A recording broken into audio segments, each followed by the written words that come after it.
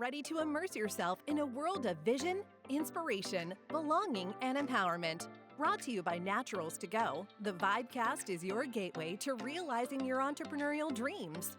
In each episode, we're here to ignite your entrepreneurial spirit, offering you the tools and insights you need to turn your dreams into reality.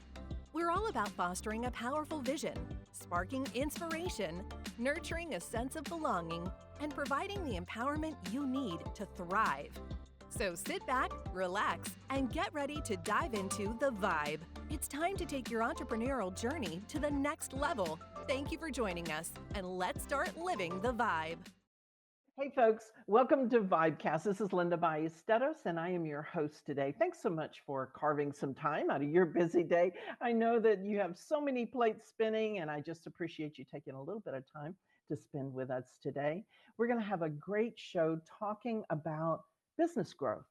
And I recently read something that said, just like a mid-size and a large company, it's important for small businesses to have both a business plan and standard operating procedures. That's known as an SOP. When they have plans to grow, it's so important to know where you are, where you want to go, and how are you going to get there? That's what we're going to be talking about today with Tonic. Autumn has spent over 20 years working as an operations manager in banking and in finance and technology. And she has certainly navigated some of the changes in all of those industries. So Autumn, thank you so much for joining us today. Thank you so much for having me, Linda, and I'm happy to join. I'm super passionate about my vending business, so this is a great opportunity. Oh, most definitely. You know, Autumn, I just mentioned that you spent a lot of years in corporate. And when you come out of corporate, I came out of 30 plus years in banking, and I didn't really understand that some of those skills that I had when I was in banking, they weren't exclusive just to banking. So when somebody is thinking about, well, maybe I don't really know how to run a business, can you kind of share a little bit about how your skills in your corporate jobs, they've really helped you today and you're owning your own business? Absolutely. And so, from my perspective, working in corporate America, there's hierarchies, there's this SOPs or the standing operating procedures, as you mentioned, and that's the same things you'll have for your own business, correct? So, for me, I've always been in a leadership position in banking or finance and technology with direct reports. So, what that does is it forces you to stay organized, for one, which translates perfectly to a small business. It helps you to always have your pulse on what is the need of your customers, right? Because even if you're not directly customer facing, your associates can be, and they're going to have questions. So you always have to stay in a loop. I look at vending the same way. What do my customer wants? One location may be a little different as far as their needs versus another location. I'm in Texas, which has a diverse population. So depending on what my customer base is the type of items I carry. All of these skills I didn't have to learn in vending. I already carried with me because I had worked for big corporations where I had to be agile, where I had to know my customer. So I would say, Linda, knowing your customer, staying organized, knowing that operations is important. In banking, we would always say operations keeps your job. Sales may get you a promotion, but operations is how you keep your job. You can't go rogue. And that's the same mentality you want when you're running your own business, because at the end of the day, no matter what's going on in the economy, if you have a strong foundation in your business, you can always pivot and navigate, right? Mm, And so absolutely. 100% my corporate background prepared me to be an entrepreneur.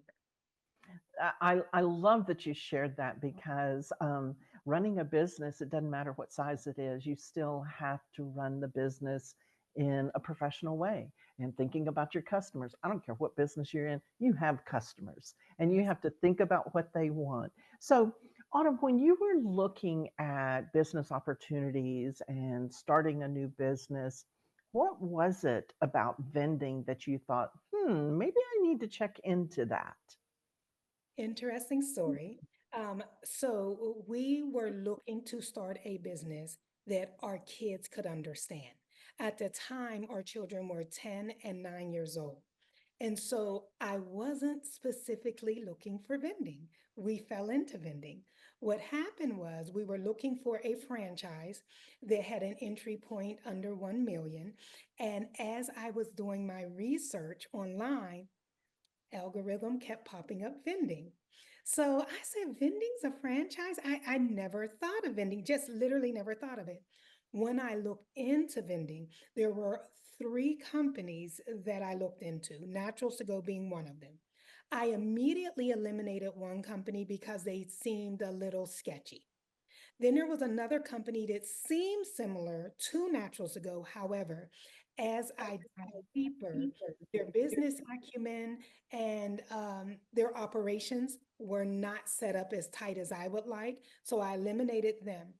I continued the process with Naturals to Go because I asked tons of questions about, well, how does this work? How does that work? What if a machine breaks down? What if this happens? What if it's not a great location? And every single question I asked, Michael was able to answer, which told me from my corporate experience that their operating procedures are in place and they are foolproof. And so I felt comfortable investing in this because it was going to be a way to teach my children profit and loss, marketing, customer solutions, inventory. Those are the basis of mostly all businesses. And we are a huge family on business, making sure our kids know at a young age. They've been watching Shark Tank since they were born. And so generally, we wanted something they could participate in as well. My children can do the coins, get the coins rolled to take to the bank. Now, these kids are spoiled, so they have a little machine, but they still watch the machine. They also can do packing on their off time because with our system, we have the pick list so they can read, they can pack things. What that does from a tax perspective and a business mind perspective is I'm able to pay my children a little over $13,000 a year. I can't do that with a business that a kid can't work, like an accounting business. But in vending, I can tell the government, no, my kids do help. That money is tax free to my vending company. That money is tax free to my kiddos if I do it properly. So it's a way to teach them business. It's a way to invest in their future. They buy stocks with their money. They've even bought a little crypto with their money most recently. And so it is a way for my children to get real skills, life skills that will take them further than me and their father can. Mm, I love that because um, our job as a parent is to prepare our kids. And part of the preparation is knowing that they can financially take care of themselves. Absolutely. And I think that's so important. You're doing a fabulous job. So it sounds to me like you also want to teach your kids how to grow a business. So, Hmm. what is your vision on them for growing your vending business? So when we started, because we had the kids in mind, we weren't thinking of growth. We thought this would be a way for another stream of income that we can give to the kids for their future. And this is something that we can do as semi-passive, so we can do it with having a 9 to 5. Boy, were we wrong. We saw the potential of how much money we were making. And yes, oh, yes, this is for the kids until it was like, wait, hold on. First year, this, second year, double, and so forth and so forth. So, what we decided at that point is we understand vending. It is not a hard industry, and it's an industry that has been around. We see what we're making with our initial 12 machines. That pushed us to get more machines. We're now up to 16, about to order our 17th machine. And our goal is for 2025 to get a minimum of 12 machines. Our goal for 2026 is to get another minimum of 12 machines. Because what you'll find in vending, it is very blueprint oriented, especially going with a company like you all that gives that back operation support so you feel like a huge corporation. So the hardest time is just your initial machines as your learning curve for maybe 6 months or so. But after that, you rinse and repeat if you're smart because you see the money that is coming in. We're Mhm. buying products and we're double, tripling, or quadrupling or more. So it's not a matter of will you make money? It's a matter of how much money you will make. So our growth plan is honestly, I let corporate America go most recently. And our growth plan is for me to dedicate the time I was dedicating to corporate America, that 40 to 50 hours a week, to growth. I'm the growth operating officer for my company. So, what does that look like? That looks like networking at other businesses, whether it's the Chamber of Commerce, whether it's through your local chapter or the Small Business Administration, really getting in front of the people who make decisions for other businesses. For us, we try to look for companies that have 100 or more people that will see our machine a day. So that could be 100 customers, that could be 100 employees, or it could be a mix. We can most achieve that by being in the mix, being out in the communities, knowing what the schools need, things of that nature. So our plan is to 12 machines every year. We don't have an end yet as far as how many machines, because from our perspective, we've been in this 2 years. From the perspective, we're 16 machines in, about to order our 17, and then we have three more for a school that we should be ordering shortly too. So we're quickly approaching 20. From this perspective, 100 machines, 200 machines. We are open for it because we've done the work. We've have the foundation there with the help of Naturals to Go, and we honestly believe that the sky is the limit. Mhm.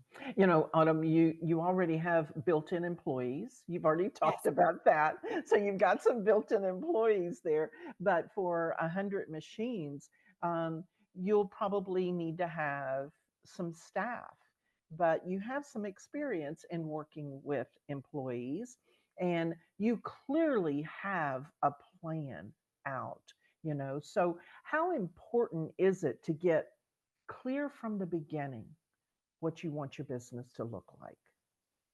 It is of the utmost importance. It is so much easier to have a strong foundation built than to try to go back when you're already in growth mode. Sometimes it can even be impossible to go back, and that's why businesses don't make it past the 5 year mark. For us, Linda, we knew that when we start a business, we don't want to trade time for our business. We did the business for the first 12 months ourselves. We did every single thing because we did not have a vending background. So we needed to know the ins and out of vending to establish our standard operating procedures. I wrote those procedures probably month 10 or 11, and we hired. We no longer do our machines. We had two part-timers, and now we have one full-timer that replaced our two part-timers. And so we actually needed standard operating procedures because once we hired, we needed to make sure we trained them properly. So what does that look like? What do they do when they come to the garage, aka the warehouse? What's the best, most efficient way to pack? Going to pick up inventory from Sam's Club or the local places that we use. What does that look like? What are the best times of day to do that? What happens if they get to a site and a machine is down? How do we adjust that time? What days of the week are they going to different locations? That all had to be thought out before we hired. We have hired that we have had workers for a year now, and we're able to expand and get to that 20 and then initially then 30 and 40 because now all we're doing is plugging in workers. Our procedures don't really have to change that much. And so it is of the utmost important. If we did not lay that foundation, it would have been hard to hire because we would have been flying by the seat of our pants when we could just go through our SOPs and say, nope, this is what we need to do. And then once you hire your initial worker, you may learn something from them as well, where you have to do a little adjustment of your SOPs. So it is the foundation is 100% important. Autumn, thinking back, is there something that maybe you would have done a little bit different? This is a brand new industry for you. Is there something you think, gosh, I wish we had known that, or I wish we had done that? Do you have any advice for someone that's getting started that you wish you had known when you first got started? Absolutely. A couple things come to mind. Um, It was COVID-y still. We were still very much in a pandemic when we began. I had more downtime. I wish I would have got linked into my small business administration and the networking groups, my local area business chambers of commerce and the surrounding areas. Because what ended up happening as the pandemic moved on and I became way, way, way busier at work, I wasn't able to loop in. And so now thank God our business has done great and I was able to let my 9 to 5 go. But now I'm 2 years in and I'm going to link in, which I honestly would should have linked in before I got my very first machine. That should have been a part of my plan. Like I know I'm doing vending. I went to the training. It's going to take them a month or so to get that first machine placed. Let me get into all these groups now. So as I'm growing, I'm already a part of the group. They know my name. They trust me. They know my business. So that's one thing. The other thing that I wish, we're all great quarterbacks Monday morning, great backseat drivers. I purchased 12 machines because Naturals to Go is so great at locating. I wish I would have purchased 20 Mm. because what that would have done is alleviated me having to go out and find these additional locations. It's not hard to do, but when you're new to vending, the more you can get done for you, the better. And that's any business. The more that you can get done for you in an efficient manner by people who already know how to do it, the more ahead of competition you'll be, the more revenue your business will be able to bring in a smaller amount of time. So the two things that I would have did was definitely 20 machines from the beginning and joining the networking groups prior to even having my first machine. Yeah, yeah, that's all great advice. And do you think that belonging to maybe some of those networking groups in the chambers, it could have opened up opportunities, locations for you? I 100% dropped the ball. We're up to the 16 machines, soon to be 20. I probably have been at least 24, at least. I, Mm. I, Hindsight is everything. And I would definitely say, think of these things because if you are looking to grow a business and to be able to pass something to your kids and to have something that is semi-passive, bringing in a stream of income, then you want to be connected as much as possible, not just in your community, but the surrounding communities, because it's basically locating done for you because it's word of mouth, you talking. So think about it. If I'm on the chambers of commerce for my city, and then they're bringing a warehouse here that's going to do fitness equipment. They have 150 employees. They're not here yet, but I've already met their rep in those meetings. Who do you think they're going to go through for vending? I'm sitting in the same meetings as them already. I'm already a familiar face. So that is free locating and is keeping you, and I talked about this earlier, on the pulse of your community. I talked about being on the pulse of knowing your customer, but you also have to know the communities that you serve. So that's not just the customers, that's the businesses in the area because that's the real estate that you're looking to occupy. So, Hmm. so yes, Yeah. very important. Oh, man, that is such great advice, Autumn. And for those that are just getting started, just don't sit back on your laurels Mm, early on. Get out there, hit the ground running. Even though you don't have any machines out there, you're yep, still in business. You, that's right. you're still in business there. So, Autumn, again, thanks so much for spending some time with us. I know you've got a busy schedule, and I am so excited to watch you and your husband and your family grow your business. And I appreciate your time. Well, thank you for having me, Linda. The support that we've received through Naturals to Go, and we've used everything from them getting us. We had a dealership that wanted certain wrapping on the machines. I priced them here. I talked to one of the Naturals to Go corporate workers.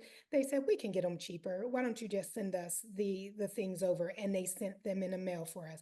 We did not have a vending background, so we did not know what we didn't know. So I've tapped into the coach a lot. Jeff is my coach. I've tapped into him a lot. I've used not a huge social media person, but I've been on Facebook so much in the beginning for the community, asking those questions by other operators. So the support that we have received, and not the tech support as well, the support that we have received has been more than what we expected. So me being able to share this is the least that we feel we can do as a family. That's that's just awesome because you don't feel like you're in it alone. At all. Yeah, you've got the community of the other operators you can tap into. You have your coach, you have the support of the company. So I appreciate you sharing all of that. That is all a part of the growth strategy as well. That Mhm. support is what helps you to grow because you may start with, like myself, 12 machines, but I can talk to an operator who has 50 machines. So when we're talking growth, the community, the support is just as important as everything else that I name. So thank you for bringing that up, Linda. Yeah, most definitely. Well, again, thanks so much for your time. I appreciate it. And I look forward to watching you guys grow. Thank you. Absolutely. Folks, as always, I'm going to leave you with a quote. This is by an unknown author. The absence of clearly defined goals, in the absence of clearly defined goals, we become strangely loyal to performing daily acts of trivia. So, unless you have those goals, then you're just doing busy work. So Mm. don't do that busy work. Get out there, set you some goals, and set your sights on that. Thanks so much, folks, for joining me today. And until next time, go out and live the vibe. That's a wrap for this episode of the VIBECast. We hope you've been inspired and empowered on your entrepreneurial journey. Don't forget to like, subscribe, and follow us on all your favorite platforms to stay connected with the Vibe community. Until next time, keep nurturing that strong vision, fueling your inspiration, and embracing a sense of belonging and empowerment. Your dreams are within reach, so keep living the vibe.